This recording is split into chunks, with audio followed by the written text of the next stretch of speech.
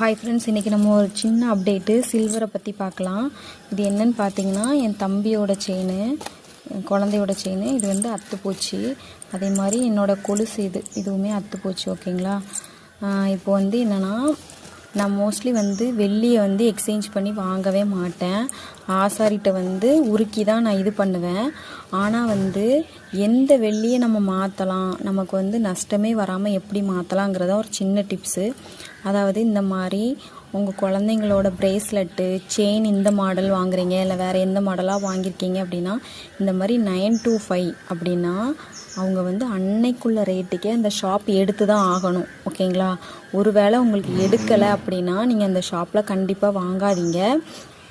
இப்போ நீங்கள் உங்கள் பழைய பொருள் செக் பண்ணி பாருங்கள். இந்த மாதிரி 925 இருந்ததுன்னா அந்த கடையில் போய் கேளுங்க, இதை என்ன ரேட்டுக்கு எடுப்பாங்க. அவங்க பழைய ரேட்டுக்கு தான் எடுப்போம்னா தயவுசெய்து இந்த கடையை விட்டு வெளியே வந்துடுங்க. நிறைய ஷாப்பில் எடுப்பாங்க. ஓகேங்களா.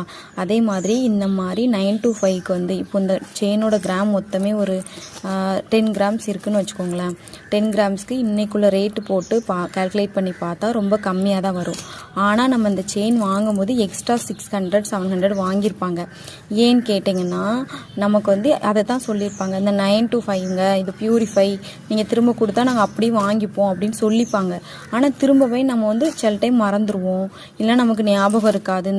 இதை வந்து அப்படியே நம்ம அந்த வெள்ளியை வந்து புதுசாக பொருளை பார்க்குற இன்ட்ரெஸ்ட்டில் வந்து அவங்ககிட்ட மொத்தமாக நம்ம கொடுத்துருவோம். இந்த மாதிரி பொருளையும் சேர்த்து, இந்த கொலுசில் அந்த மாதிரி இருக்காது. ஓகேங்களா. அந்த மாதிரி பொருளையும் சேர்த்து கொடுத்துருவோம். அப்போ நமக்கு வந்து லாஸ் ஆயிரும்.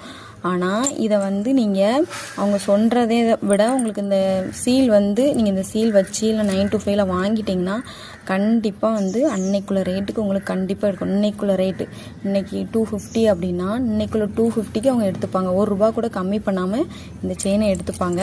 நான் வந்து எடுத்த கடையில் போய் கேட்டேன். இன்றைக்கி எடுத்துப்பேன்னு தான் சொன்னாங்க.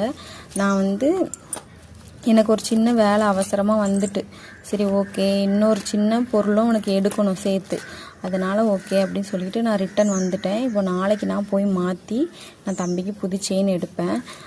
இது வந்து என் ஹஸ்பண்டோட காப்பு. ஓகேங்களா. இது கல்யாண நாளுக்கு நான் வாங்கி கொடுத்தது. 5 இயர்ஸ் ஆச்சு. நான் ஃபஸ்ட்டு கல்யாண நாளுக்கு வாங்கி கொடுத்தது. இதில் வந்து பார்த்திங்கன்னா 925 இல்லை. ஒரு சின்ன லெட்டர்ஸ் இந்த பார்த்திங்களா, இந்த மாதிரி லெட்டர் மட்டும் தான் இருக்குது. 925 இல்லை. இதை வந்து அன்னைக்குள்ள ரேட்டுக்கு எடுக்க மாட்டேன்னு சொல்லிட்டாங்க. சரி எனக்கு மாற்ற விருப்பம் இல்லை, அதனால் வந்துருச்சேன். கொலுசையும் நான் மாற்ற மாட்டேன். அதிகமாக வந்து உருக்குனாலே நமக்கு லாபமாக இருக்கும். ஸோ வந்து இதெல்லாம் பழைய ரேட்டுக்கு எடுப்பாங்க. உருக்குனா நம்மளுக்கு எவ்வளோ வெள்ளி கிடைக்குதோ டஸ்ட்லாம் போய் கிடைக்கும். ஸோ இதை வந்து யூஸ் பண்ணிக்கோங்க, மறந்துடாதீங்க.